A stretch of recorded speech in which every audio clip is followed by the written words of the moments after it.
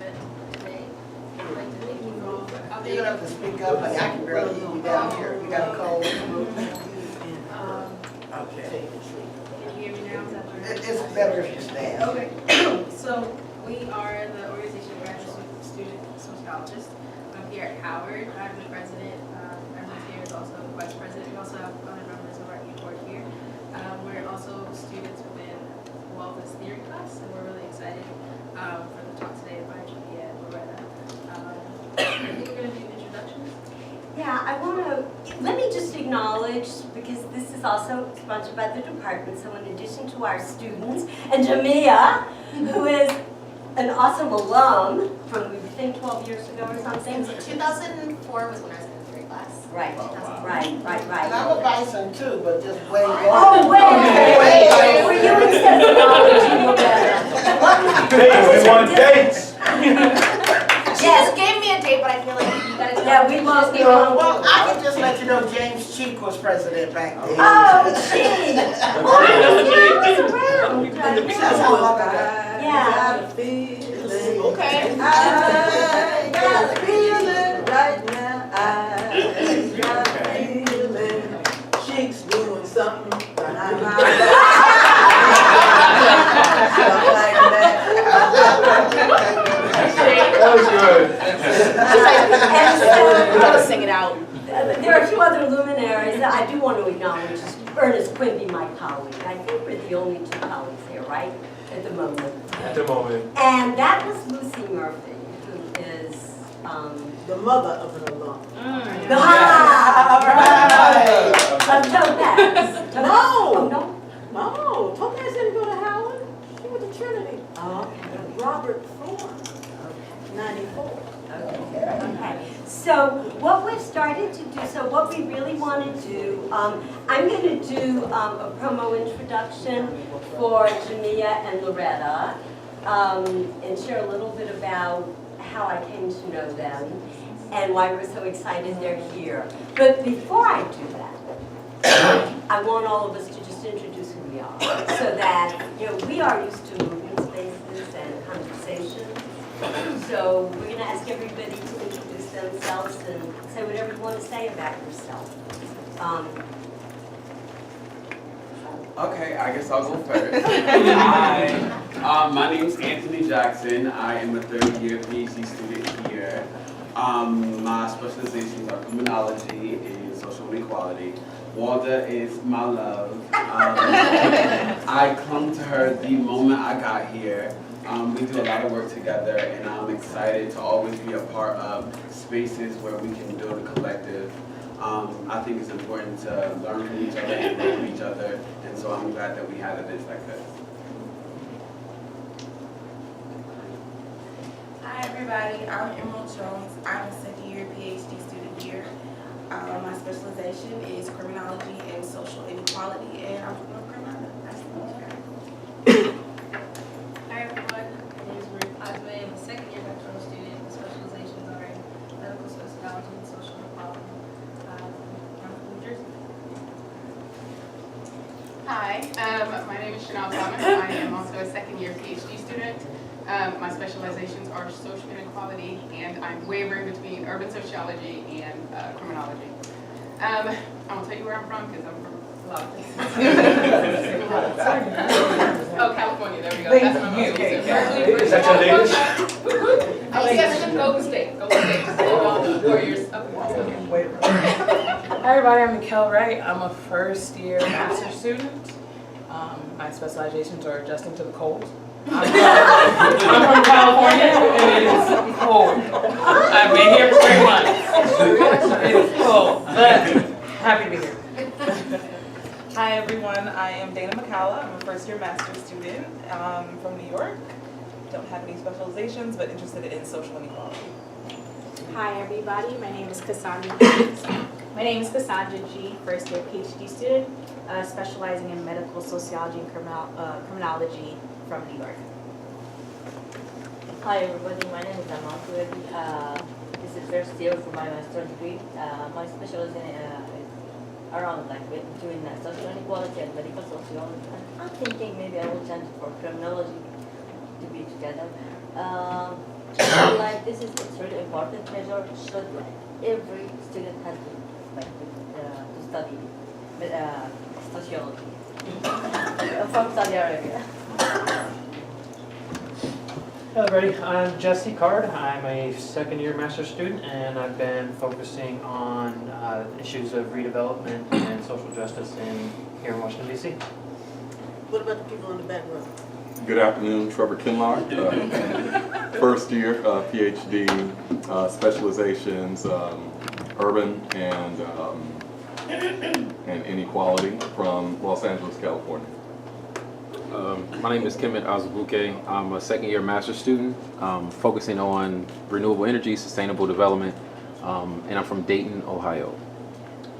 Hi everyone, I'm Kayla Irby. I'm a senior in undergrad and I'm a journalism major from Delaware. Hi everyone, my name is Kenya Goods. I'm a first year sociology PhD student focusing on social inequality and urban sociology from Atlantic City, New Jersey. Oh, from where? Atlantic City. Yeah. I'm Lucy Murphy from a satellite of North Carolina known as Washington, D.C. And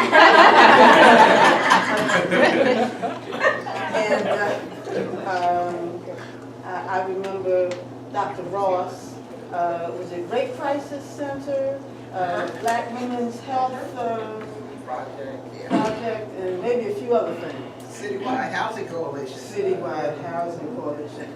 And I am currently developing the Black Workers Center Chorus because we who have the issues need to take leadership in the solution. Unlike Lucy, I don't sing. I was kicked out. I can tell you this. I was kicked out once of a choir, so to speak, because it's horrible singing.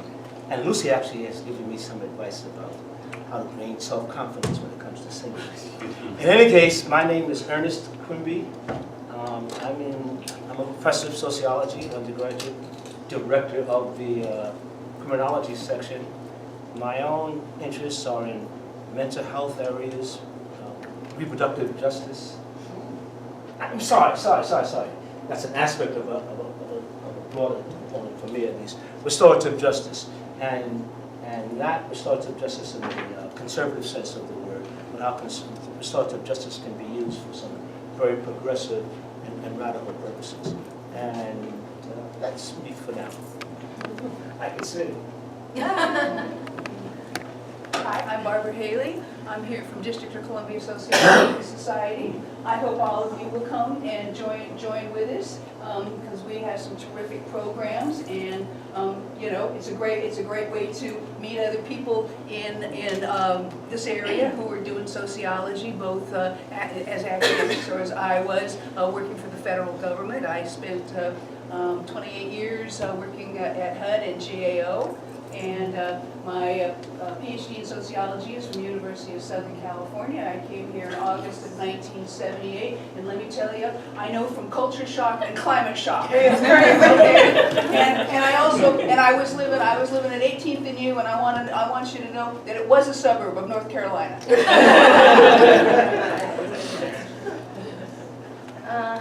Hi, my name is Ariel Scott. I'm a freshman undergrad.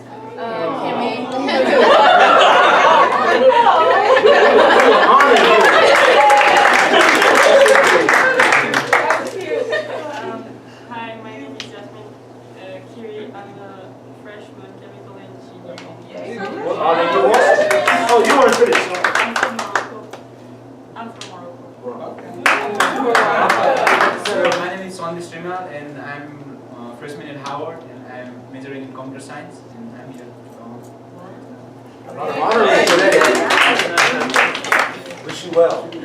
Yeah, sure, and then I'll say what I want. My name is Loretta Ross. I live in Atlanta, Georgia, but I'm originally from San Antonio, Texas. During my time at Howard, I was in Death Valley because I was a chemistry physics major. And you all know about organic chem at Howard University. And I'm currently a visiting professor at Howard University teaching course called White Supremacy in the Age of Trump.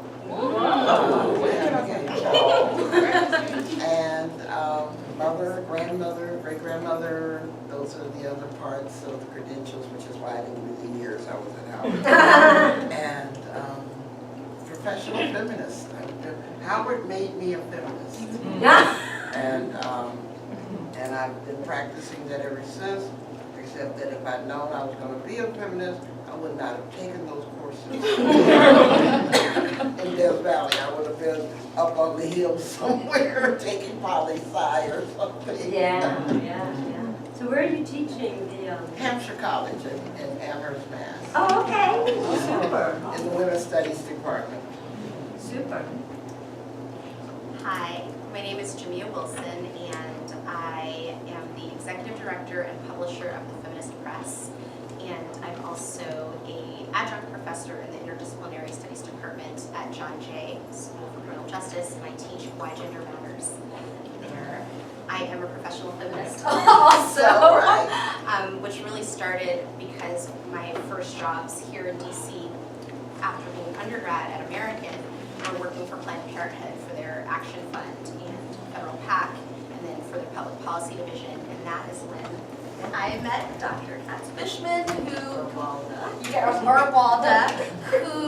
just really helped me understand systemic inequality and really helped shape my analysis that I bring to my work every day. So I also am a writer, so in addition to the publishing work that I do, I'm a freelance writer. I write for a bunch of different magazines, newspapers, and publications, and I also write my own books and have a couple out. And one I just want to plug for next year, because I think Howard is making me feel very emotional about it, which is a children's book, which will be my first children's book, and it's called Young, Gifted, and Black, and it's illustrated by a Black female feminist illustrator and myself as the writer, and there are not many children's books written by and for us, or drawn and written by and for us, and we're doing that together, and it's coming out in February, so I'm just really excited because so many of the people who we featured in that book had a tie to Howard at some point in their life. And the last thing I want to say is the world is small, but I think of the places that I lived in my life that I love so much. Currently based in New York, I grew up in Saudi Arabia. I have roots in North Carolina, and I lived in Berkeley. We're all connected. Somebody came in and didn't introduce themselves. Including a person looking around at the person hiding. Hi everyone, I am Daphne McDaniels. I'm a third-year PhD student. I concentrate in medical social, my major is sociology, and my other concentration is criminology. Hi, I am Akeem Dawson. I am a second-year PhD student. My concentrations are social inequality and criminology. Yeah. What time is it? I'm Johnny Griffin. I'm a 2002 graduate of Howard University's Department of Sociology. I'm a professor. I don't think I entered as a professor. No. But my You friend talked a whole lot, talked yes. a lot, didn't we? Yes. So when I left here, went up to Indiana University, South Bend, and went to College Jackson. I taught there for 7 years. College Jackson stayed for 7 years. I'm back here staying with my son. I'm a mother, grandmother, great-grandmother. I was one of the older students. I was what you would call a non-traditional. Okay, so I'm really adjusting. One thing I learned, I'm a Mississippi native, born in Mississippi, Mount Bayou, and all of you should know what Mount Bayou is. Yeah, Mount Bayou. But I was raised in California, Chicago, et cetera, been all over, whatever. And one thing I noticed, I went to Mary University, started out there, then came to Howard. I'm so glad I came to Howard. It just changed my whole outlook. But understand, as a non-traditional student, reading books, that I say to the teacher, bullshit, excuse me, something's wrong with what you're saying because it's not the real world. I had to learn how to be a non-traditional student. I had to learn to be a student. Okay? I had to learn how to treat young folk as my children. I had to learn all that. It was very difficult. And then I had to accept the fact that if you had a higher position or whatever, I had to accept the fact of status. I'm really interested in status. and how you're treated. But one thing about going to Indiana, it was in South Bend. I love Notre Dame, but I teach there. You had mostly all white kids, and I wear my hair twisted most of the time. And even the black kids who had never had a black teacher, they would say, "You're not around here, are you?" Why? Well, you know, it'll be fine. But the understanding, then going to Jackson State, I didn't go to an undergrad HBCU. I wish I had. I really wish I had gone to an undergrad HBCU, but I'm so thankful for Howard. Understanding as a professor, as a teacher, I'm going to be done in a minute. Understand, going up to South Bend, you had mostly white students who didn't expect to go to college, first-year graduates, thinking about Howard, learning about Howard. You all are third, fourth, fifth generation graduates. Then going down to an HBCU, Jackson State, which is totally different from Howard. Here I had still third, fourth, fifth generation of black students. But there's a difference in the students and what you're trying to teach, what you're trying to learn. But here at Howard, having Dr. Walter. When I teach, teach the way I learn things at Howard. And I just want you to know that this is a fantastic university. And I just wish that you all just understand that as an individual, you owe something to society. I'm a diehard sociologist. I love being a sociologist, and I guess that's it. You converted us. I So we're just gonna, start the program and move along. I'm glad that everybody had a chance to introduce themselves. We really appreciate this camaraderie, and so we're gonna pass it on to more. Yeah. So I think everybody knows me. So I am Walda, that's Fishman. And I'm from New Orleans by way of Detroit. And I think all of us were shaped by our, sort of our political geography of how we move in the world. And I was here when Chief was president. I came in 70. Okay. Yeah, so I've been here since 1970. That was his first year. Yeah, and I was part of the student protest to dumping too. So you was occupying the A building with us. Yes, I got the poster on the wall. My office was the lookout because we could see the A building. But I just want to say how excited I am. I got this email from Ren at the Feminist Press in CUNY and said that Jamia would love to bring Loretta Ross and herself here to Howard to talk about radical reproductive justice and to really get to know all of you, but also share what is an incredible intellectual, theoretical, movement, practical struggle for the lives and bodies of not only women of color and poor women, but really of humanity, because we are really at the brink. So I want to say a few things before I turn it over to them.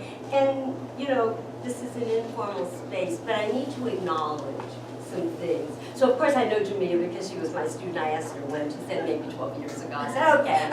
And we've been Facebook friends. And then I looked up on CNN one evening, there is a vicious attack.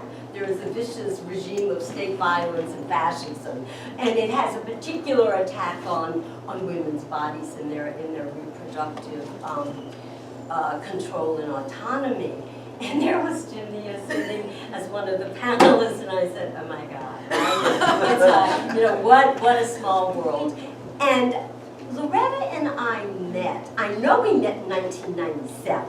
Right. Because that's when we were in New York at that retreat center, which is a whole other story. But Loretta is the founder and really one of the architects of the whole reproductive choice movement. I'm sorry, reproductive justice movement, which was really developed to deal with the binary of choice and life, pro-life and pro-choice. And it has a history, and I'm assuming that Loretta will share some of that. But Sister Song was in Atlanta and developing and founded in '97. And I was working with my colleagues, comrades in Project South, which was also based in Atlanta. And so we got to know each other in many movement spaces. maybe organizing the World Social It was the social forum. And so the story is we were bringing the World Social Forum to the United States, right? The slogan was another world is possible, and we were quite... Another U.S. is necessary. Yes, another U.S. is necessary, or else we will all be gone. And I don't think that the movement has yet brought about the U.S. that we envisioned, but the movement is getting stronger. And Loretta absolutely insisted, and we won the battle, to have the Gender Justice Working Group. And the other thing that Jerome reminds me is that when our organizations had to sign on the dotted line for hotels, it was Project South and Sister Song. Loretta is a sister comrade in the struggle, and I've been following her a little bit, and this book reminds me that Sister Song is having its 20th anniversary. And she'll say something, but the theory and practice of reproductive justice really does locate it systemically, right? And it understands state violence, reproductive violence, gender, sexual violence, the violence of war, and the violence against the earth. And so it sees this interconnectedness and also, I think, recognizes, right, the transformation that's necessary. So I think Jamia is maybe going to help share how you and Loretta came to be connected on this project. If you can do that, and whatever else you want to say. And then I urge you all to all get this book in the bookstore or online. It is a phenomenal book, and maybe we'll have Loretta and Jamia come back at a later date. So I'm really excited for Jamia and Loretta. Warrior. So Loretta is an absolute warrior, and Jamia is a young warrior, right? Some of us are seasoned a little more. As my dad reminded me today that he was like telling me that I'm getting up there. He was yeah, getting up there. He's like, you're youngish now. Yeah, you're measured in movement years. Yes. Though, right, Loretta? Oh yeah, but they're dog years. Yeah, so he was telling me, he's like, hey, baby, remember? Yeah. So we'll hear from you guys, and then we'll fabulous, powerful women. I'm just really in awe that you all are both here, and that this really happened. Thank you This for is saying very special. yes. I mean, that's just really powerful too. So I just want to say, my staff member, Rin, whose spirit is very much in this room, who is a trans poet activist, really amazing person who has roots in New Orleans and Texas. And they have been supportive ever since I kind of breezed in one day and said, oh, we have got to connect Walda and Loretta, and they have this movement history through Project South, and now that I'm here at the Feminist Press and I love Howard, we just got to make this happen. And Rin made it happen. So, and working with Walda, and they both said yes. So I just want to honor that and how beautiful that is. Because we don't always get yes in the worlds that we're in, especially in the climate we're in right now, to change and transformation and having conversations about change and systems. So Loretta, I want to just talk a little bit about how I came to know Loretta, because I think that leads to the full circle about this book. So I met Loretta first around the time when I was taking a theory course in your class for when we were planning what Planned Parenthood, my employer at the time, wanted to call the March for Choice at that time.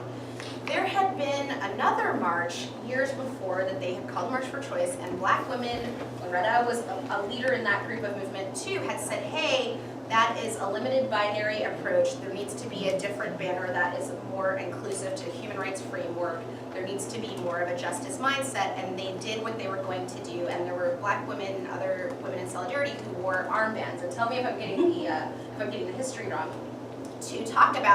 To highlight what was going on around how these other issues were being left out of the conversation, and there was very much a political rights-based argument and framework that a lot of the bigger establishment feminist groups were using at the time. And so I got to know Loretta because I remember being called into these offices, and I was one of maybe 2 Black people in my entire department of a lot of people who were called in and said, oh, there's a thing happening right now. Black feminists are really concerned about setting up this march and coalition. They want to have a justice framework. They want to talk about these other issues, but we've got to win the legislative battle, and we've got to get the PACs funded and all this stuff. And so there was this like scuttlebutt that I just remember happening. And I'm just a little junior person on the totem pole right here, right? Thinking, yes, right? I love that they're lighting this up because, you know, there were those of us who were kind of raising our hands saying, oh, you know, it would be great if I could table at HBCUs. You know what I mean? At the same time, and try to do these other things and having to justify it and show the receipts as to how this was going to be advantageous for the organization for us to do so.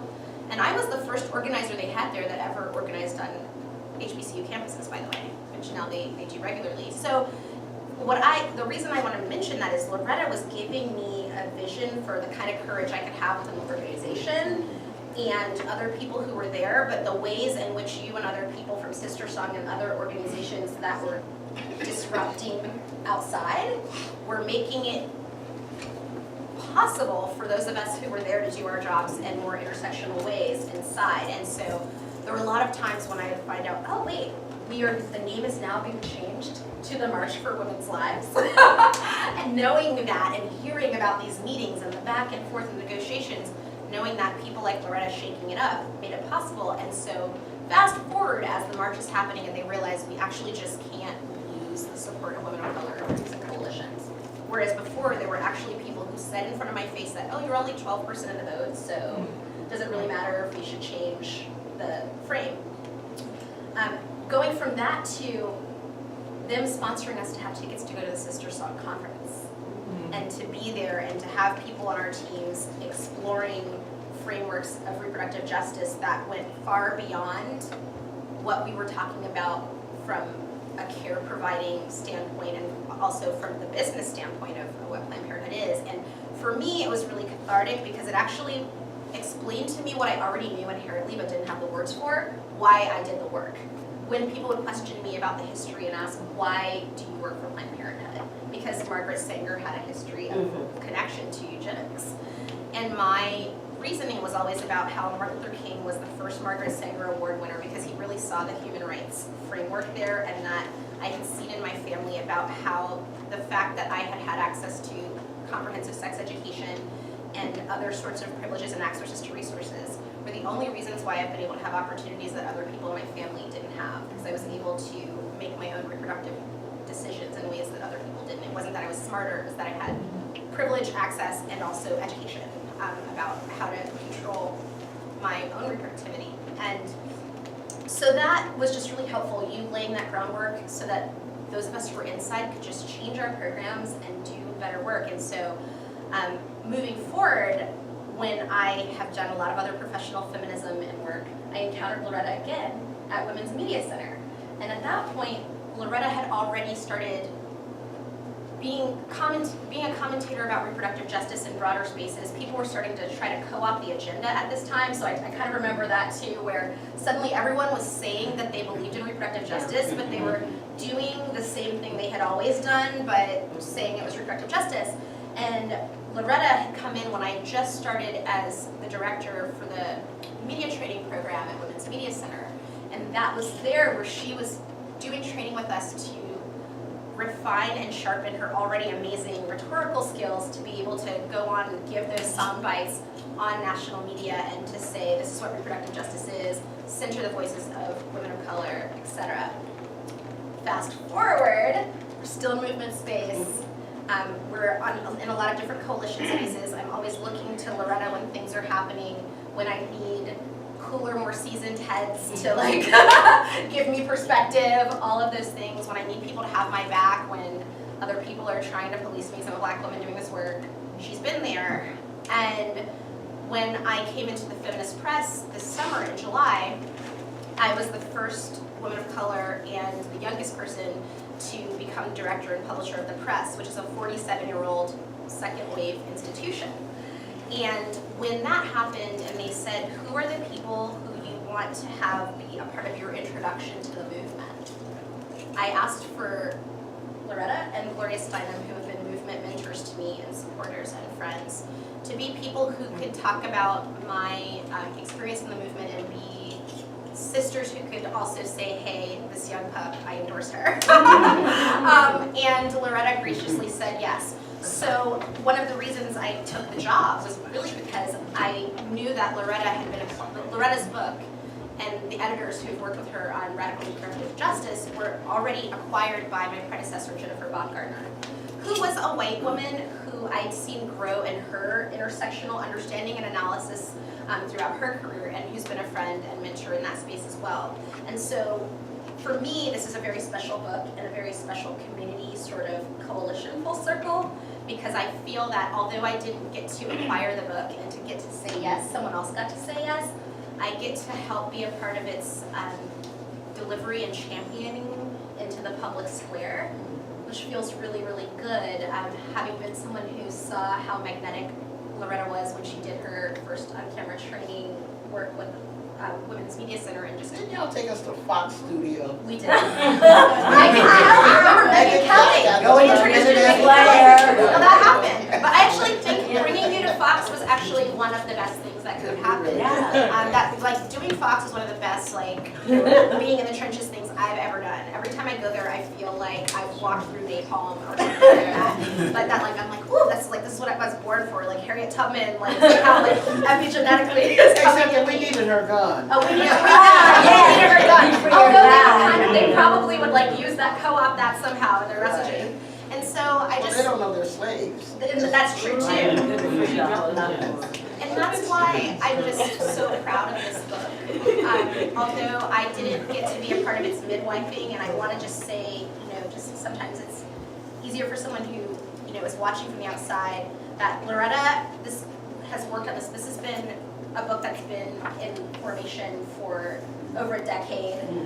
This is a labor of love. Writing an anthology, just if you're not familiar with the publishing process, is very hard, because you have to get a lot of humans and a lot of their schedules and all the other realities of life lifing itself together to create one collective voice. It has to be edited. And so we have a young black woman editor, Aaliyah Canada, who was also a major editor on this book and the lead editor for this as well. And so I'm just excited because of working in an industry that's 82% white and male at the clout level, and knowing that a book like this was produced by the leadership of women and women of color, and also allies in solidarity, is really exciting to me from both an editorial and also movement standpoint. So yeah, just thank you for that opportunity to be able to uplift this book.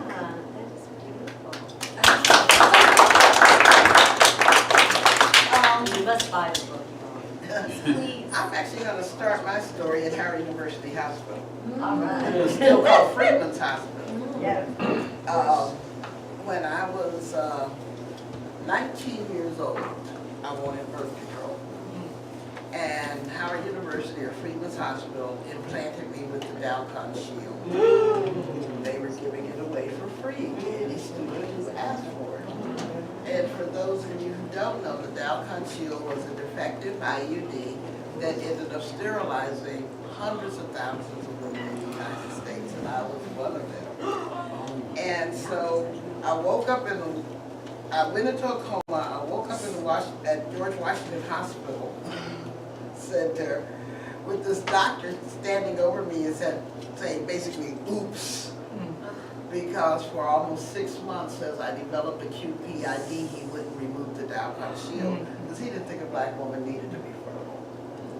I fortunately bought my first house off his ass.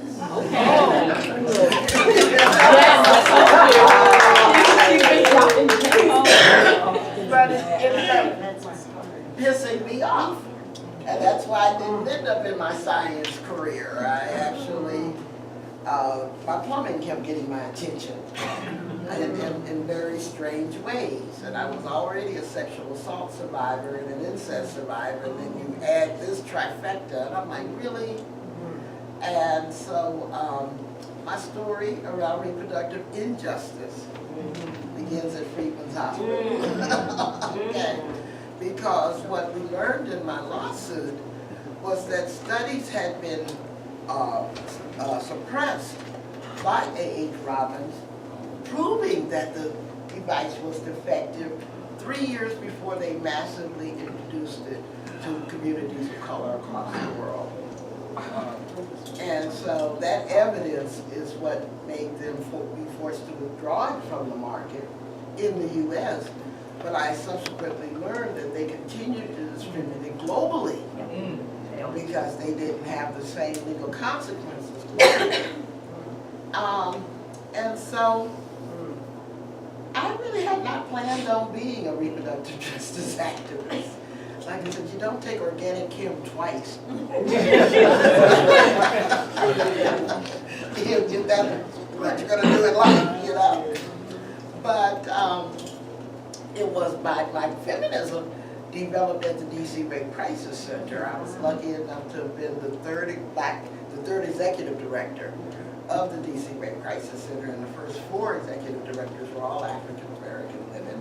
And so a lot of people don't know that story and know our ownership of the movement to end violence against women, because a lot of people see it as a white women's thing and all of that, because it's the celebrities to get the attention, and it's the black woman that created the Me Too campaign, you know. But what landing at the DC Rape Crisis Center was such a privilege, because I developed my feminist consciousness in the company of black women. I didn't learn it from white women. I didn't learn it from the academy. I learned it from older women who had worked with Mary McLeod Bethune, Dorothy Height.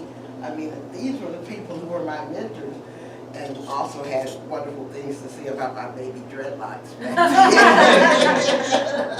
I remember one woman saying, I can understand you being black, but you have to be so black.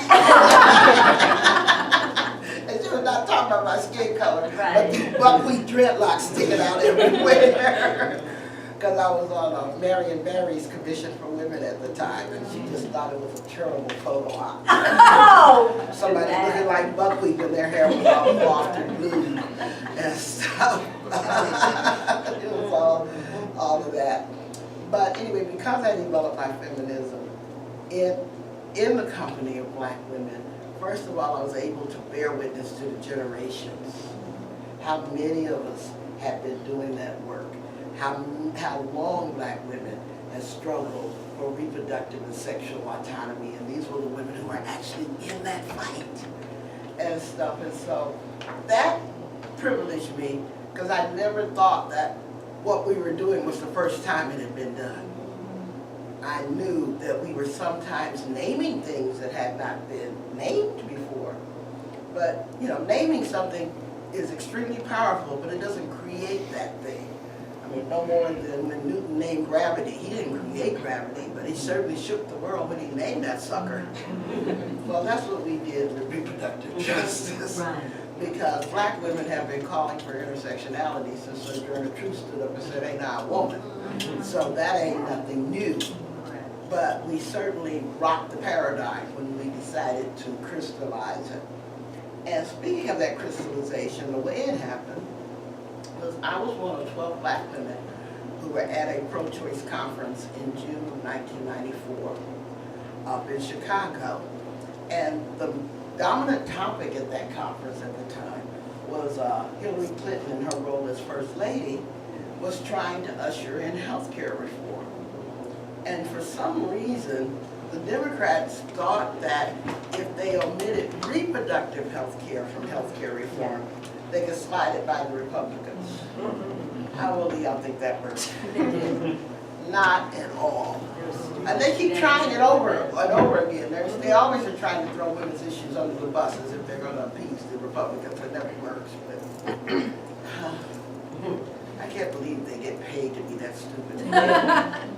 That's not my point now. So when we 12 black women, there was 150 people at this conference. There were 12 of us who were black women. So that's how it was in the women's movement, that we didn't have our own spaces until Sister Song came along, where we could create our own spaces. And so we heard this plan and we said, oh, really?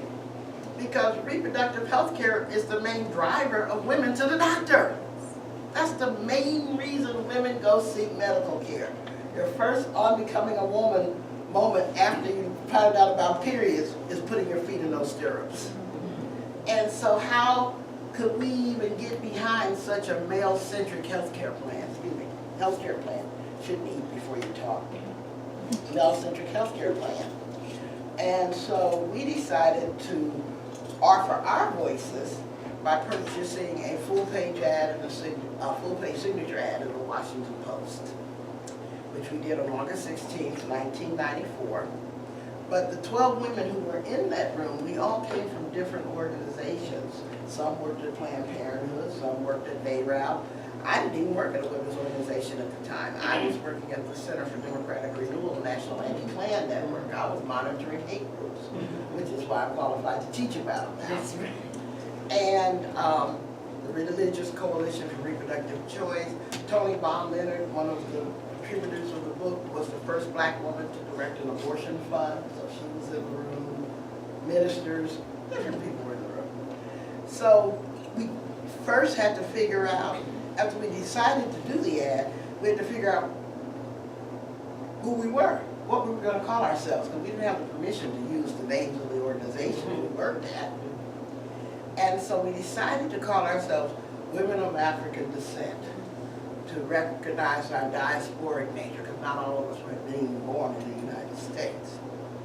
But we also knew that we didn't want to say pro-choice women of African descent, because we felt that that binary phrase was a little limiting, because when we want what we wanted from healthcare reform was well-woman care, prenatal care, stop immigration raids, I mean, all of these things, social justice, human rights issues that affect women's reproductive decision-making. And so what we did in that meeting was splice together the concept of reproductive rights and social justice. And so we coined the term reproductive justice. And we did the ad in the Washington Post. I must say though, the ad is not named Women of African Descent for Reproductive Justice, even though that was the name we gave ourselves, because of course everything comes to Washington and gets euphemized. And so Maxine Waters chaired our press conference at the National Press Club, along with Carrie Meeks and a lot of the black women out of the Congressional Black Caucus were. But they wanted to rename the ad Black Women for Healthcare Reform, to be clearer. And so when you look up the archives, that's the ad you're going to see when we wrote it. And it was successful, the ad. We ended up getting 836 black women across the country to contribute the $40,000 that it would cost to get into the Washington Post.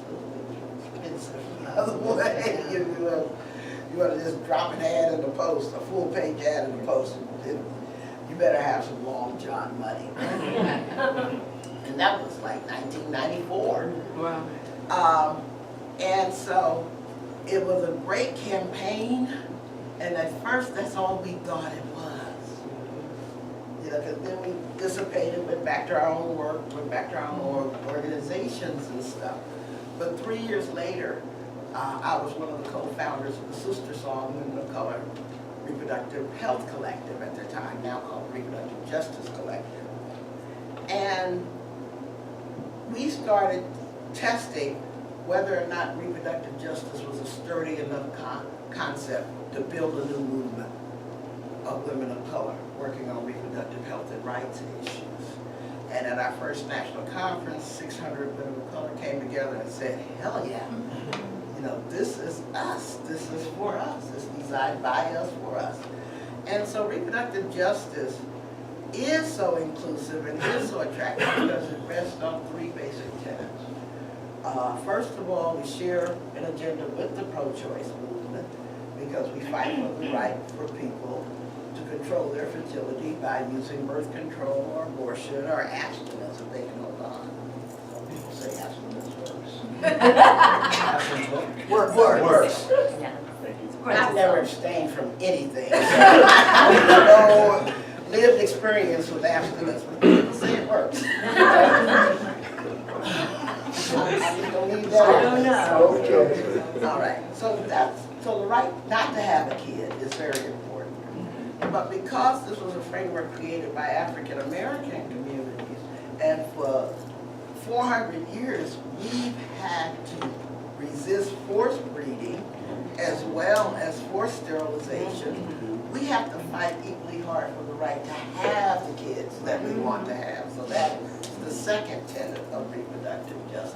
And that divides us from the pro-choice movement, because the pro-choice movement is not as preoccupied with the right to have children as we are.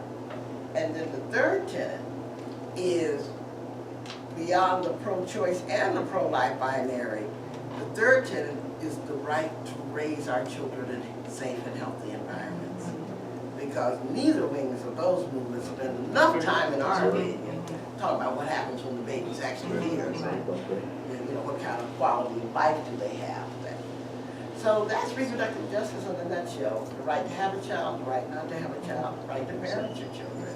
Because it's such a capacious framework, it ends up bringing us into conversation with other social justice movements like the Black Lives Matter movement, or environmental justice, or gentrification, or all of the other social justice movements that affect whether or not a person can make autonomous reproductive health decisions.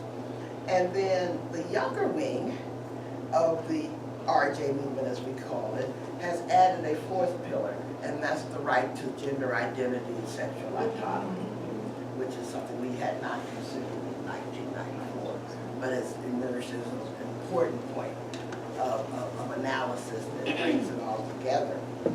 And then 3 months after we went to Chicago, the International Conference on Population and Development happened in Cairo, Egypt. And some of us who were in that, some of the 12 of us who created the framework went to Cairo.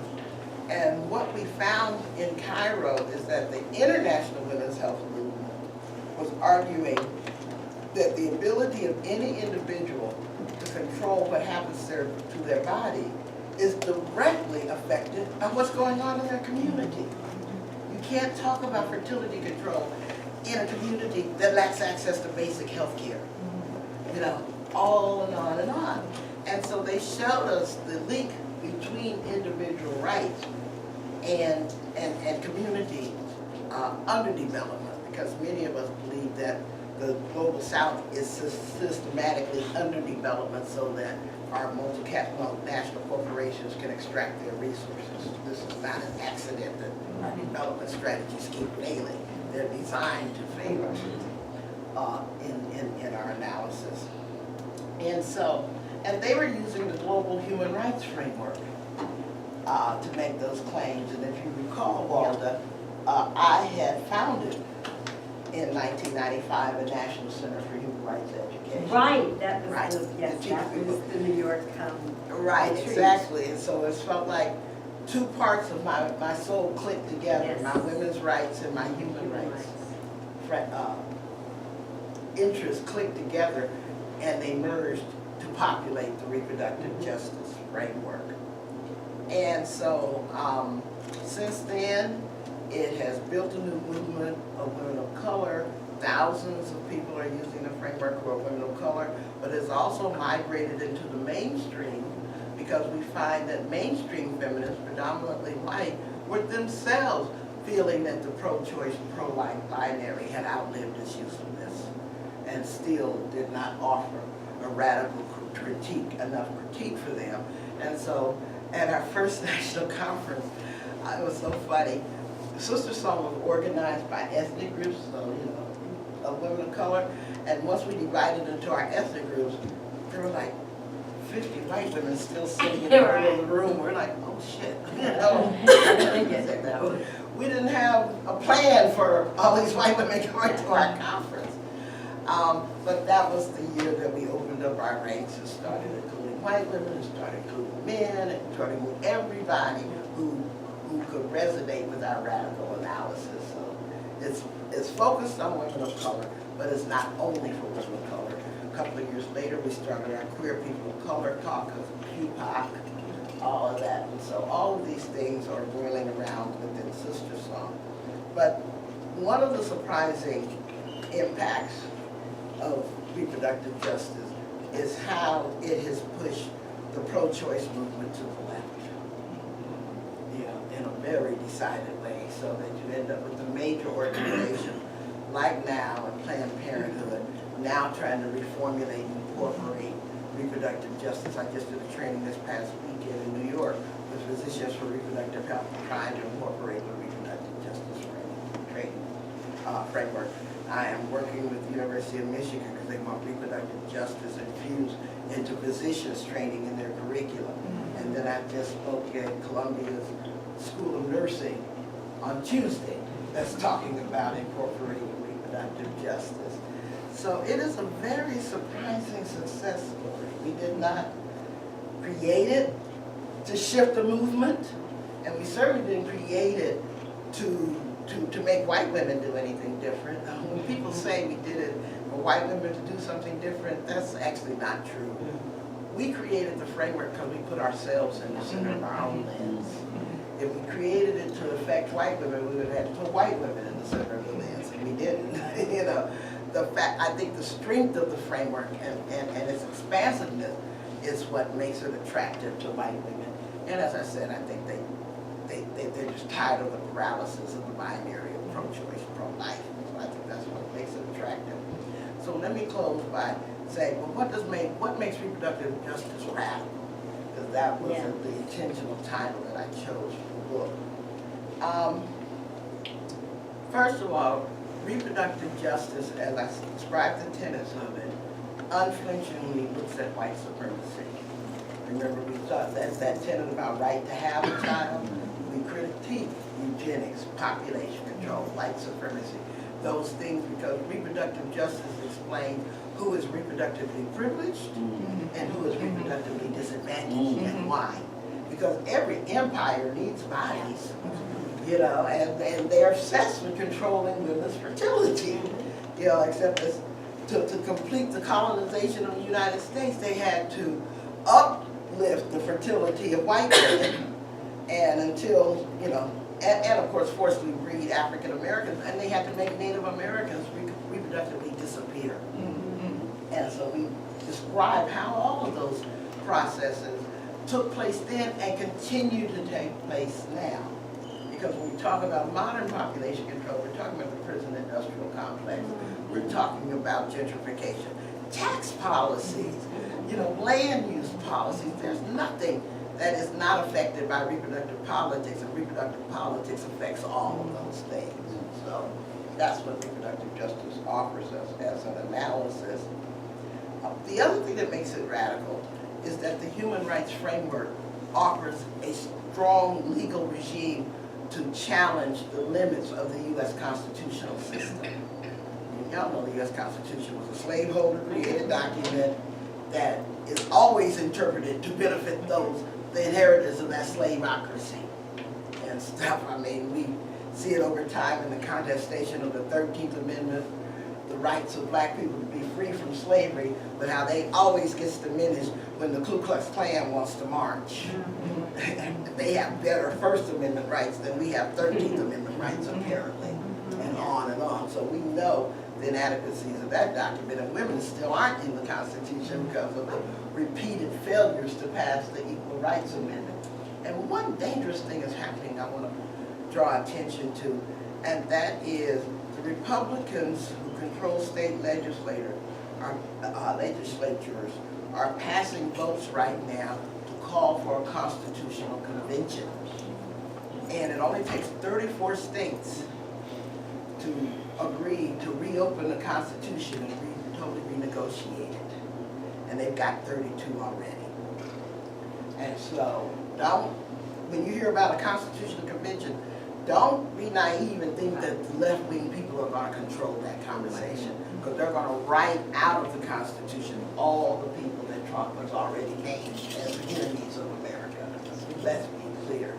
But anyway, beyond that, screw the Constitution. We use the global human rights framework anyway, which is a better articulation of the right to food, the right to health care, the right to societies free from violence and war and all of these things. We really do believe it's a wonderful framework for achieving reproductive justice. And then the third thing that makes it radical is the use of the concept of intersectionality.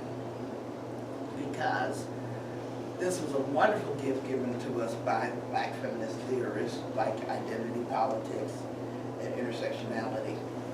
And you need to understand that every human being has the same human rights, like nobody's more human than anybody else, and anybody.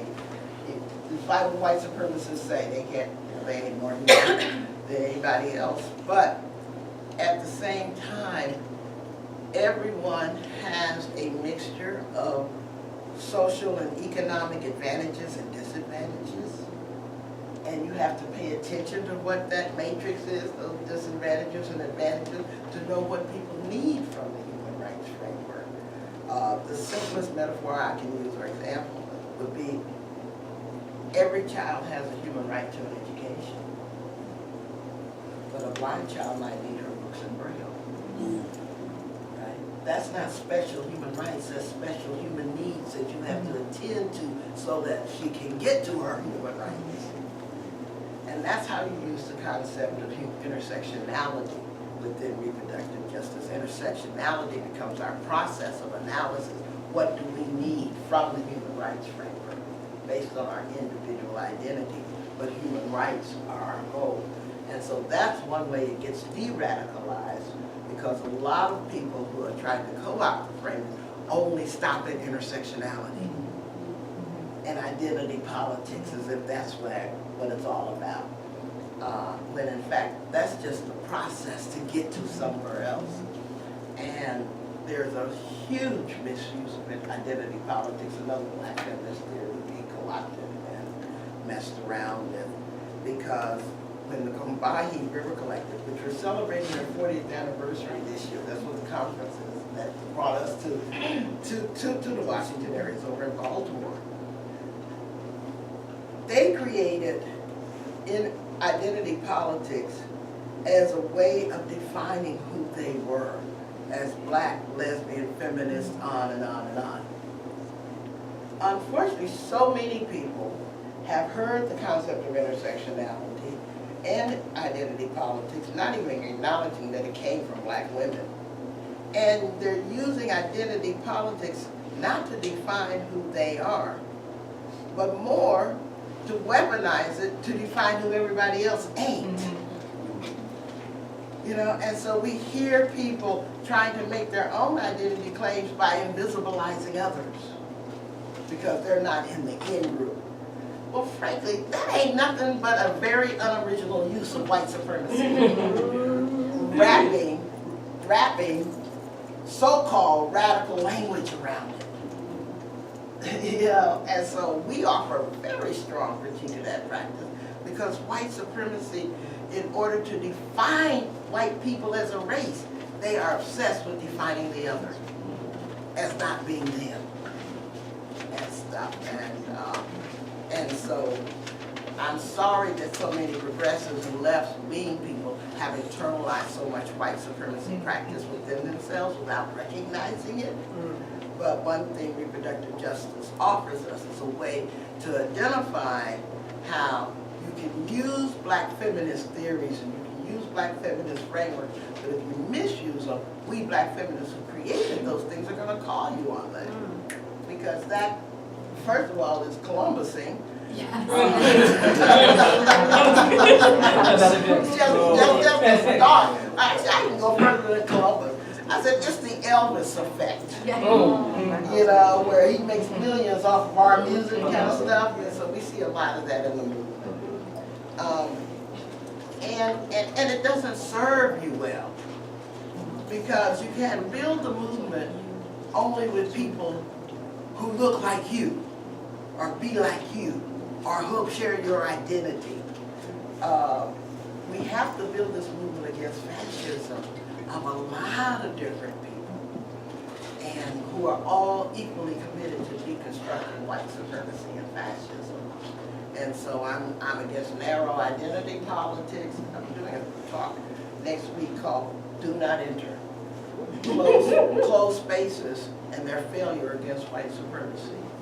I mean, we just gotta have a much more sophisticated conversation than people are having right now. I know Trump got elected because of white tribal identity politics, and it's a master's tool thing. You know, we are not going to practice our own kind of tribal politics and defeat that tribal politics that way. not going to work. Nor are we going to outbreed white people for the revolution, as they used to say in the 1970s. And so I invite you to learn about the reproductive justice framework. And I'll just say in closing, we offer it kind of like an open source code. We've given you the basic guidelines. We've given you what makes it radical, what makes it real, what makes it sustainable. But we invite you to follow our breadcrumbs and do whatever you want to with it. Because there's books that still need to be written about intersecting food justice and reproductive justice, or intersecting the prison industrial complex and reproductive justice, or sociology and reproductive justice, or criminology and reproductive. All of this is yet to be written. And so that's what we wanted to do with Radical Reproductive Justice, the book. We put together 26 essays by different authors using the reproductive justice framework in their own unique ways. Some of them are very controversial. For example, I fought for the inclusion of an essay by Mary Crane Derrick, who's a pro-life feminist, using the reproductive justice framework. And we've debated that for a long time, but she used the framework, right? Even if we disagree with everything she said, basically. I agree with her right to say it and stuff, because we made decisions about what to include based on criteria, not identity and stuff. And so she met the criteria, so we kept it in. We have a trans doula who's written in the book about how there need to be reproductive justice-centered services for trans people, trans midwives, trans doulas, and stuff like that. People who do immigrant rights work, prison, incarcerated women. But the very first story, and I really will shut up. If you notice this lovely cover, this is a G's Ben quilt. If you haven't heard of G's Ben, these are sharecropper women, basically, in rural Alabama. Huh? Yeah. And they take their own work clothes and quilt them up. Okay? And most of them are functionally illiterate, but they make art that is just amazing. And we got permission to use Mary Vandolph's quilt, but Mary also shared with us her own reproductive injustice story, and it opens the book and stuff. And so we're very proud of that. And so this is our offering. And oh, I did say one other thing. The reason I started this 10 years ago is I could see reproductive justice was getting away from it. It was the train that had left the track. And my biggest fear was that somebody else would write the story and get it wrong. And that was a real big fear of mine. So this is my third book on reproductive justice, and thank you all for coming out.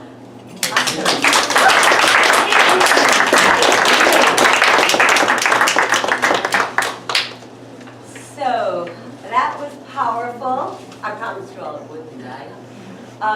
Let's have questions and some conversation, and I think that we can take maybe 2 or 3 questions at a time, because I know everybody's feeling their hand up. Yes? A comment. I'm distressed to hear you use the term pro-life. The United States is running just about dead last in the Western industrialized world for infant mortality, and the anti-choicers have not lifted a finger to deal with it. So let's not reproduce their stinking propaganda. Let's call them what they are, which is anti-choice, please. I agree and disagree with you. So let me offer that. When I talk about sophisticating our analysis, just like in our movement, there's a left, right, and a center. In the anti-choice movement, there's a left, right, and a center. There's a reason they call themselves pro-life feminists, and they get critiqued by everybody else in their movement because they embrace women's autonomy, they embrace women's sexuality, they talk about all the issues that the anti-choicers aren't talking about. I mean, I'm into driving as many wedges in our opponents as possible. I want to weaken them. I want them to stay united and strong. I want to pull off their soft underbelly, okay? And there's that. So if you really analyze the anti-choice movement, you get to see who is their hardcore right, who is their fascist wing, who is their misogynist wing, who are people who are truly opposed to abortion for moral issues and all of that. You just can't lump them all together and do strategic work countering them. You have to be able to do that analysis. But the other thing that allows, and by the way, Sister Song was founded by both pro-choice and pro-life women. So it's also in our DNA too. So we never divided over abortion. It never became an issue for us because we figured as women of color fighting racism, neoliberalism, capitalism, and white supremacy, we had so much more in common. We fought over abortion. We never fought over abortion. But there's something too that's ethically right about allowing people to name themselves. You know, and I may disagree with the name that they choose. Like somebody tried to call me, well, all you femmes, and I'm like, huh? And they, you know, and that's a new word that's being, I identify as hard femme. Yeah. Yes. Yeah, and I'm like, it's well, a good thing. wouldn't that Exactly. stop being a Yeah. woman? How do you, it's okay for you to name who you are, but when do you get to name me too? Where does that come from? And I think that's a generational thing that's emerging. Well, it is, but it's also arrogance to name others. Oh, I agree. You know, you can name yourself all you want to. Right. But if you're going to claim the right to name yourself, then you have to give me that right too, to name myself. That's right. And stuff. And so that is one of the tensions in our movement. Yeah. And so it was a big debate because there was part of the editorial team didn't want to include the essay at all because they were, you know, legitimately opposed to giving any airtime to a pro-life essay at all. They figured they got enough on their side. I first wanted to annotate it. I wanted to include it, but then I would say, this is wrong, this is wrong, this is wrong, this is wrong, this is wrong. Because I'm like, God, this is going out under my name, and people are going to believe that I agree with these sentiments if it's got my name on the cover and stuff. And then fortunately, Aaliyah said, it's not common to include stuff in your book and then disown it at the same time. So you got to make up your mind whether you're going to own the essay as part of the collection or not. And then when I looked at the other essays in the book, there were other essays I had disagreements with. I mean, I don't agree with the theory of overpopulation, but there are people who believe in the theory of overpopulation that are in the book. I don't believe, like I said. They ought to go to Wyoming. Huh? They ought to go to Wyoming. Exactly. Well, it's not that the world is overpopulation, it's that certain people have problems with certain parts of the population. But that's a whole other problem. There's all kinds of practices, but that's why reproductive justice is a movement and not a cult. Because there's a lot of different things moving in the same direction. If we thought one thing and moved in the same direction, we'd be a cult. Right. And so I want to speak to the editorial decision. So when I came in and I saw the manuscript before it came out, I strongly oppose the pro-life framework as being pro-life because I think that the way that the right-wing hardliners framed that was an excellent, genius media strategy frame to claim pro-life. So for example, in Denmark, actually, the term pro-life means that you are actually pro-choice from the traditional way we look at it. In other countries and socially democratic cultures, they actually use that to be like, oh, we are procreating all of the systems that you need to have a healthy life that every human has, right? And in our context, which, you know, there's all sorts of puritanical reasons why in our history we got to where we are, lots of reasons, it's taken on a new tack, and they were really brilliant to actually take the life frame before we got that frame and to deploy it as a weapon. We have a better one. But we do have a better, we do, and because I think human rights is a stronger moral frame than simply arguing life. I really do. Because the right to life is part of the human rights frame, but it also contains all these other categories around healthcare, education, freedom from war, you know, anti-imperialism, sexual identity, all these other things that's simply talking about life. And they use the frame in a very basic way, right? A very like simple way. Yeah, right to be born. They viscerally truncated way that evokes visceral responses from people, right? And people say, I mean, I remember I've written an essay about this, going to vacation Bible school and coming home and telling my parents that I was pro-life. And I said that, right? Because hearing that, I wanted to be pro-life, and then they were like, oh, this is what we believe in this home. And then, like, you know, they kind of explained it to me, and we got to it, and they were like, these are people in your life who have made decisions to have abortions or to be on birth control, etc. And these are the reasons why they did it, and these are the systems that led to that, and that kind of helped me expand my view. So when I heard about that essay being in, you know, I had my own visceral responses, right? But then I'm also trying to do those Kingian principles of nonviolence and like suspend my first judgment, right? And so I came in and thought, interesting. And I almost called you about it at that point to say, okay, are we really going to do this? But then I read the essay, thinking again that I was like, oh, I am going to like use my license to try to cut this up or do whatever. And then I finally realized, one, I thought, I want that idea to be out there because it still hasn't changed my mind about my point of view, but it's giving me an entry point into collaborative strategic opportunities with someone who thinks differently than I do about this one piece, but I would have automatically just hearing that she identified herself as such wouldn't have even opened the door to conversation before. So for me, it was an eye-opening opportunity for me to think about people we could build with. The other reason I think that piece is important, even though I still strongly disagree with the piece itself, is, and the team, you know, at Feminist Press, we are a pro-choice, pro-reproductive justice, you know, women's autonomy and non-binary people's autonomy organization, is that we do believe in having nuanced feminist voices. So we don't want to prescribe one feminist perspective. And there are other books in our backlist that I do not agree with. There are other books and perspectives that are there that don't represent Jamia's feminism necessarily, but I think it's important for other voices to be there and for these books to be in conversation for each other. So we actually have some books that have come out in the same season that actively oppose the issues and are kind of in discussion with each other, which is something that attracted me to being there because I thought, you know, this is something that is important and helpful for us to have, that mainstream publishers are not charged with having to present just one view and from a movement perspective, I think it's healthy. And the last thing I'll say about your decision to do this, which I think is actually really additive, the fact that you decided to put this story in there, is that this book and the way, and I think books are alive, this book reflects the things that we are grappling with as a movement.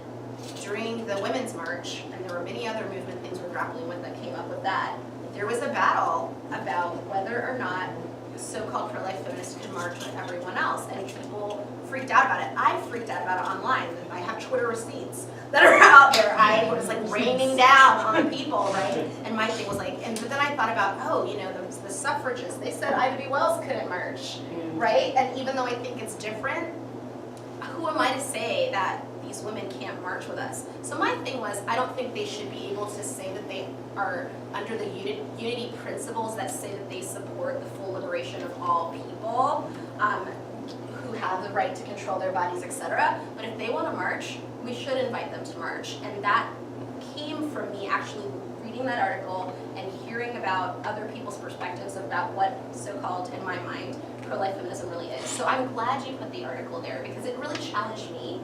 It challenged me in my role because my first instinct was to try to control. And it's not the only one in there. Yes. Because the Wise Women Gathering place from the Oneida Reservation in Green Bay, well, Alice Skinador is a founder of Sister Song and calls herself pro-life too.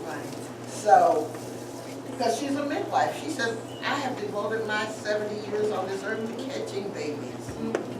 You know, and that's a legitimate position. I mean, it's just, these are the, we tried to make the anthology truly represent the breadth of God within Sister Song. Well, I'd like to be able to ask her, I'd like to be able to ask her a question, maybe you can answer for her. But you know, we have, I'd like to get some other voices and maybe after, okay? And I'll be around for us to have more. Yeah.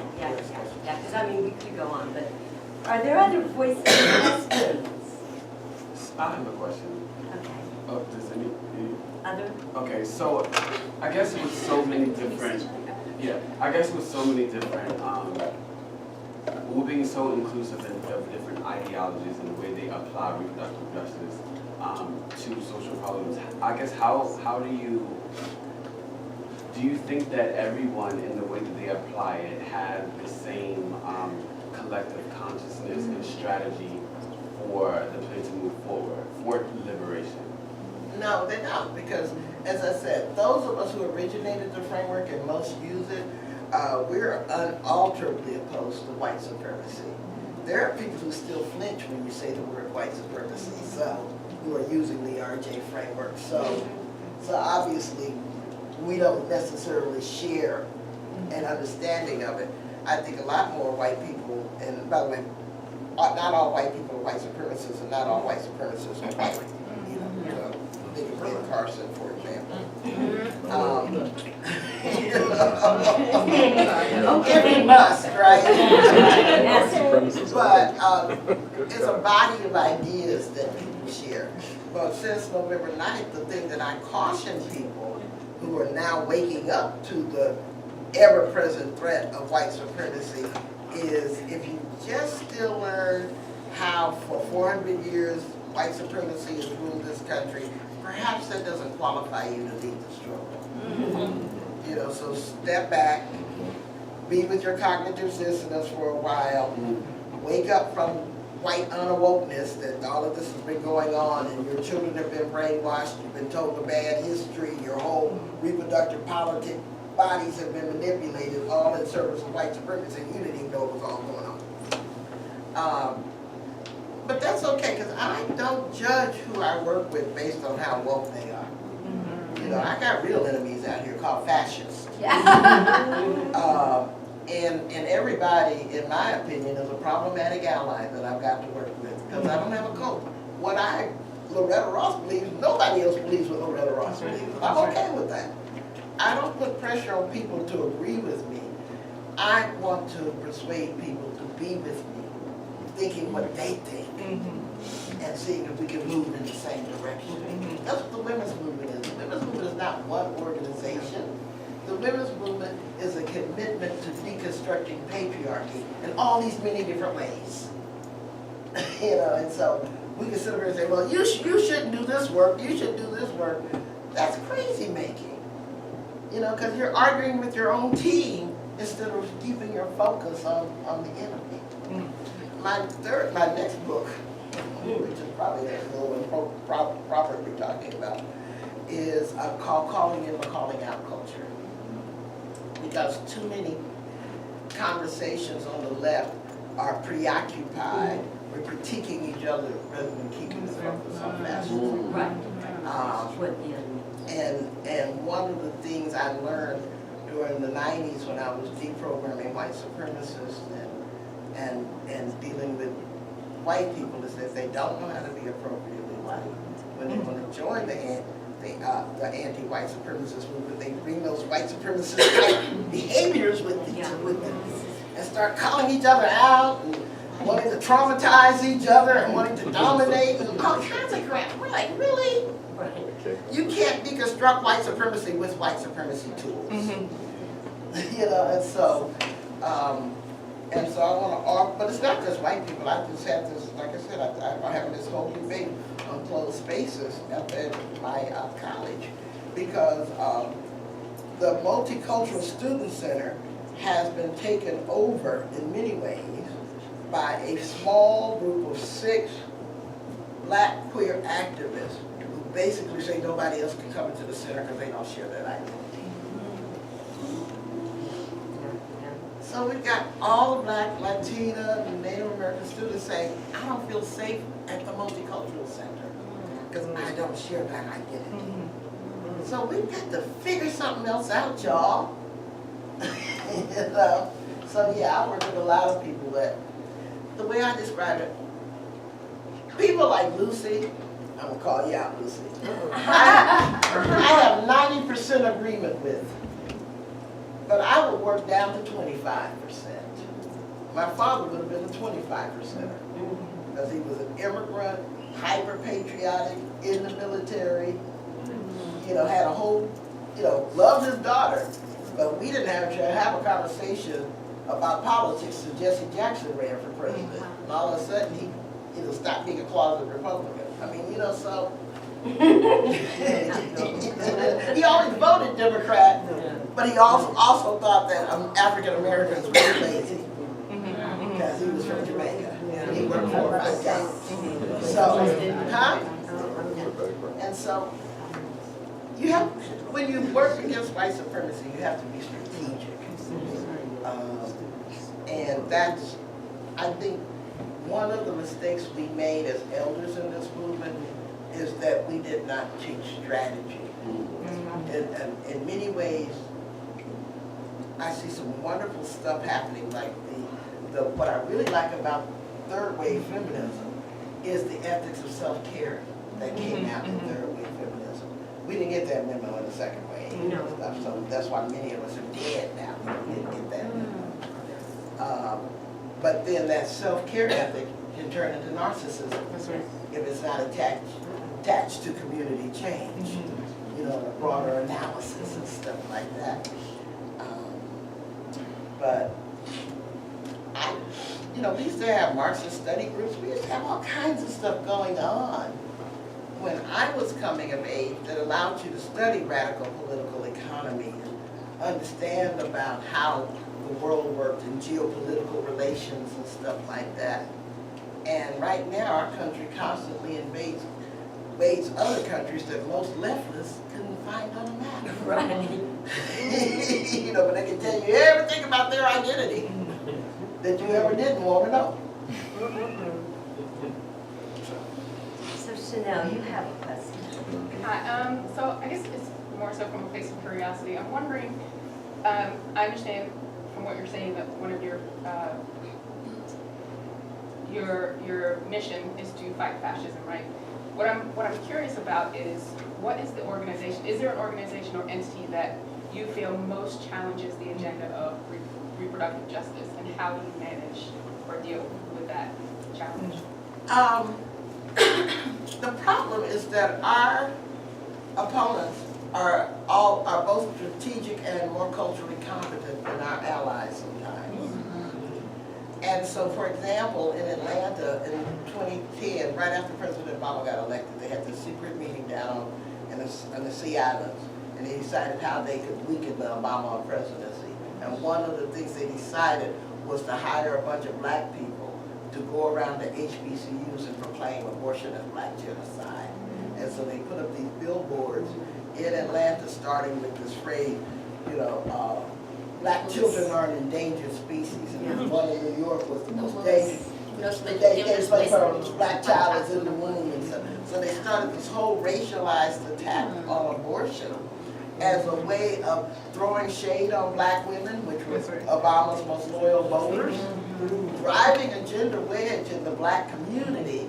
Black men started going for it. We were like, really? You know, kind of like the old Panther thing. And it was a lot of black men who they were bringing to the campuses too. Right, they were funding these ministers and these black men to go around to these HBCUs and create all this confusion. And honestly, they didn't care about black babies. No. They killed the ones we have. What was about was that they wanted everybody who supported abortion rights to be seen as a racist, number one. They wanted to attack Obama's voting base. They also wanted to write into law the right of doctors to question women's motives for getting abortions, which is not legally permissible right now. I mean, the only thing a doctor needs to know is when your last menstrual period was, not, are you having this abortion because you want to stay in school, or, you know, you got too many kids, or whatever. That's not their business. And so they were trying to use us to write motives into law that then would say, well, I don't think that's a good enough reason for you to have an abortion and stuff. And so it confused a lot of people, because they said, well, how did these opponents, these people, this was the segregation movement a generation ago, suddenly saying that they claim to love black babies. what's going on here? And so, and the billboard went up on a Sunday night, and the New York Times was on the phone to me that Monday morning wanting to know my response. It was just that. Well, and tell them about the whole thing about Black women's bodies. The child who was featured in the New York one, because I saw it on my way to work, I was outraged, and a lot of us getting together around that. The child's image, the child model who was used, her parents weren't even asked to consent. So it was, this was like, you know. No, they had a little girl, about 5 or 6 years old. Yeah, a little black girl who, you know, had modeled for stock footage, but that her picture was now being associated with this very nefarious agenda. And her mom was, you know, expressing her outrage in the media about, how dare you harm Black women using a picture of my child and make her the poster child of this. So I felt like there was a lot of meta stuff happening, as you were mentioning, around that too. That not only were they attacking us in our own communities with our own people, but then also using Black children's bodies.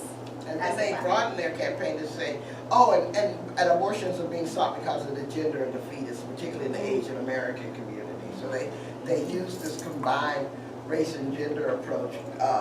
The legislation around the country is called the Prenatal Non-Discrimination Act, PRENDAS. And, but it doesn't even pass the laugh test because they could not find a Black woman who chose an abortion because of the race of her child. I mean, no Black woman is surprised her child is going to be Black. And so it wasn't making sense, but it worked as an effective strategy to get media attention, to drive a wedge in Obama voters, to drive a wedge, to bring out the Black patriarchy in our community, to get people to say, oh my God, we shouldn't allow abortions for the race or the gender of the child. And so it started tipping the tide, and then it allowed them to rehabilitate the civil rights legacy of these segregationists. You know, so they could claim that they supported people's right to be born, the Black baby's right to be born more than Black women. It was a real well thought out plan, and they had that meeting, like I said, I think it was on Sapelo Island 2 months after Obama was elected, and then they wrote out this multi-million-dollar campaign. Remember the Freedom Rides? Oh yeah, they had their own Freedom Rides where they had buses that had all these agendas on them, co-opting Martin Luther King's language. Just going to Sapelo Island, right? But they came to the King Center, and it was so surreal because these buses, all these white people got off these buses, and they linked arms, and Black women that showed up to protest. Singing "We Shall Overcome." We shall overcome. White people singing "We Shall Overcome" at us. Who would vote for people who would do all the things that would undo that work? Oh my God, it was crazy. It's crazy. I'm getting all worked up now. But that's just what it's like in the trenches. You have to deal with all of this crazy stuff. Because you have to keep an eye on your allies, make sure that they don't spread over some BS.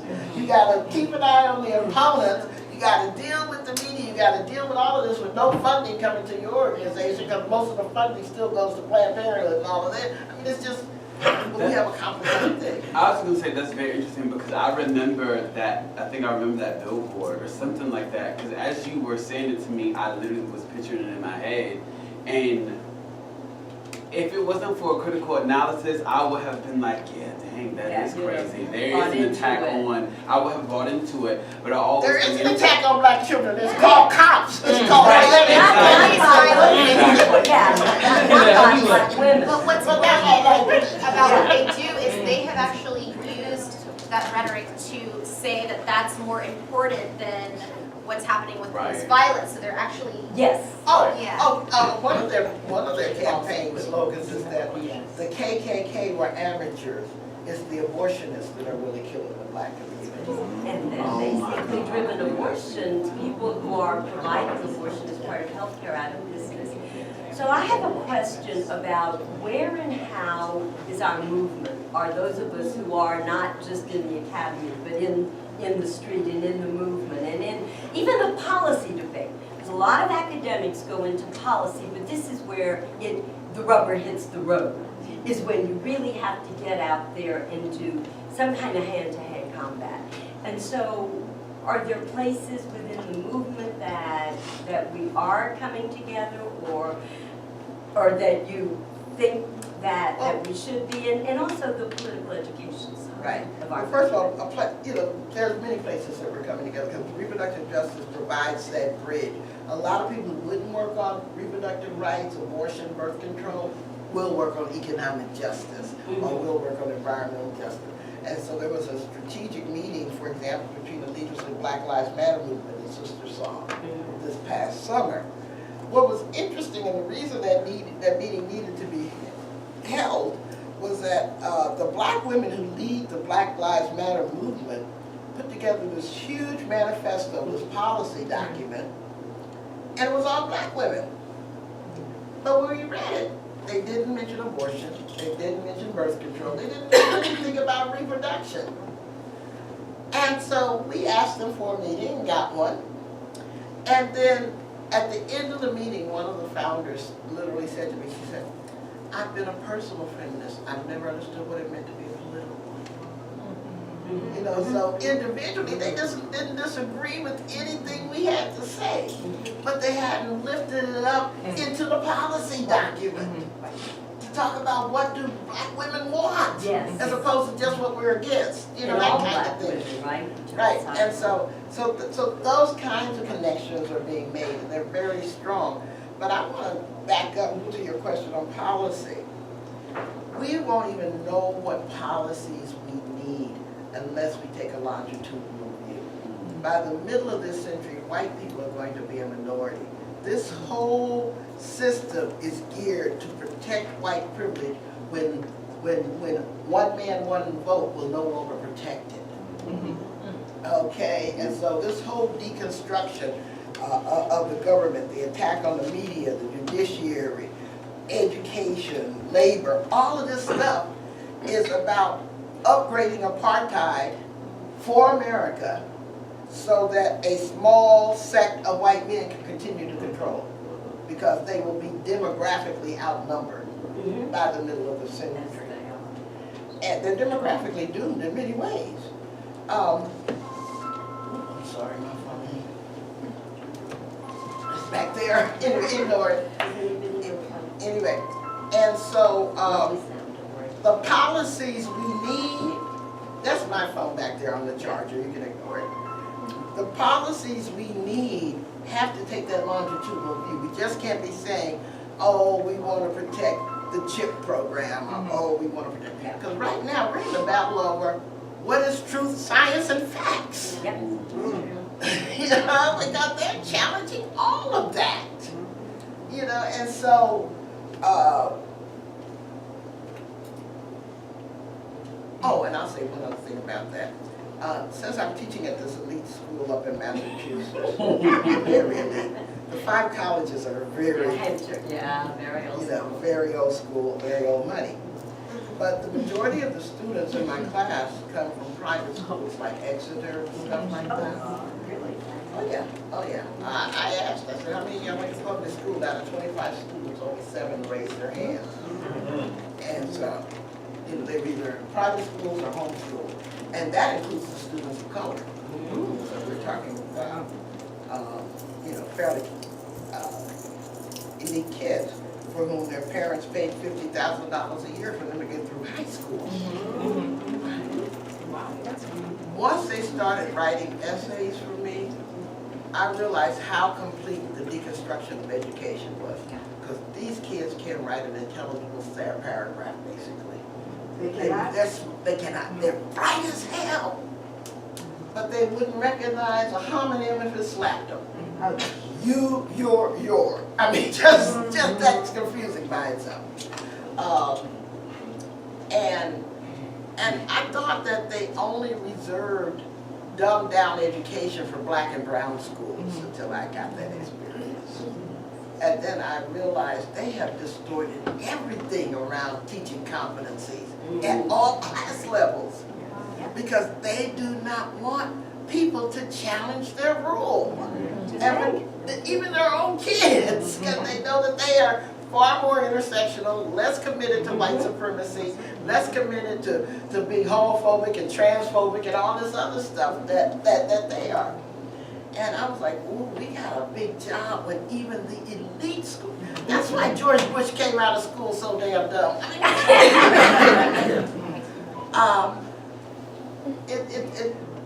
So where do we start? We have to radically transform our pedagogical approach. Talk about free speech.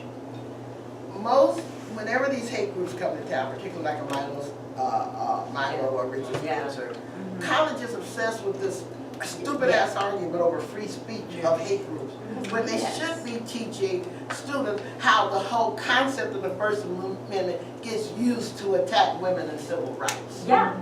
You know, you should be teaching that stuff. Don't be leaving people unaware that this is a contestation over human rights. This is not just about, well, if they have a noxious idea, we have the right to address their noxious ideas and blah, blah, blah. They have the right to say it. Right, well, they do have the right to say it, but just not with our money and on our ground. You can say it out, you can stand on the street corner and shout at it if you want to. I meet a lot of those people. But whether or not we get the imprimatur of our universities, and don't fall down that rabbit hole of free speech debate that they want us to fall down on. Instead of calling out their racism and their homophobia and all that stuff that they are actually purveying and creating really dangerous conditions for students to get an education. So basically, they're compromising people's human right to an education. It's not just, I know I had this discussion with one of my co-professors, and they tried to, have this false equivalence argument. If we have this, then we need to have that, and fortunately, he was a physics professor. I said, okay, you want a false equivalence, or you want equivalency, pay somebody to come here and say that the earth is flatter, that gravity doesn't work. Because there are people who believe that. Yeah. So do they have a right to come teach physics with that kind of belief? And he was like, no, no, no. I said, that's the same thing we talk about when we talk about challenging racism and homophobia and anti-Semitism and all this stuff. People don't have a right to challenge science and facts because their opinions are not equal to science and facts. Yeah, exactly. So we could go on and on, you all. I get excited. Yeah, I know. So some of us can probably stay. It's about 10 to 5. And so you're going back to Baltimore. Yeah, you're going back to Baltimore. So I don't know if you really want to get there for 7. Yes, so I need to at a train at 6. So. Okay, so Jamia, we need to thank Jamia and Loretta Radical Reproductive Justice Movement and Struggle, Theory and Practice, and let you. I don't know if you want to say anything in closing, or Loretta formally, and then we can stay and mix and mingle. There's refreshments and more informal conversation as long as, we don't want to tax Loretta, but, for a little bit longer. You're not selling these out of your trunk? Unfortunately, I am not. I They're in the bookstore. A long time ago. But the Howard Bookstore has them. And Feminist Press has them. Feminist Press has them. You can get them online from you guys. If you want to get it from us, get it from feministpress.org.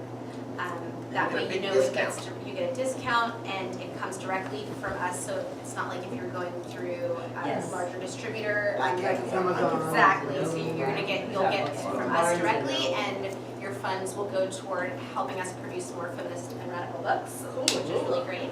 And I just wanted to thank you for having us, and thank Loretta and all of the editors in this wonderful anthology. There's so many different voices in it. I'm really fortunate to be teaching it in my class on Monday.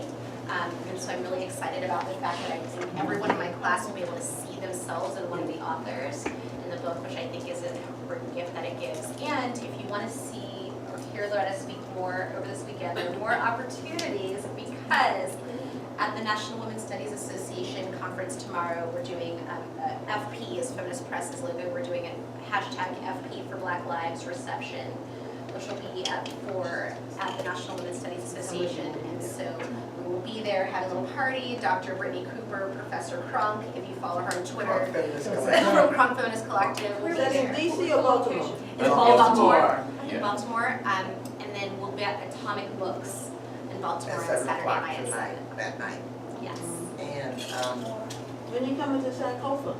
We would love to. when we get invited. We would love to. Invite us. We'd love it. And for those of you who may be in Northern Virginia, because of the Charlottesville controversy and stuff, UVA is bringing me down in January to be their keynote speaker. Oh, to my terrific. conference.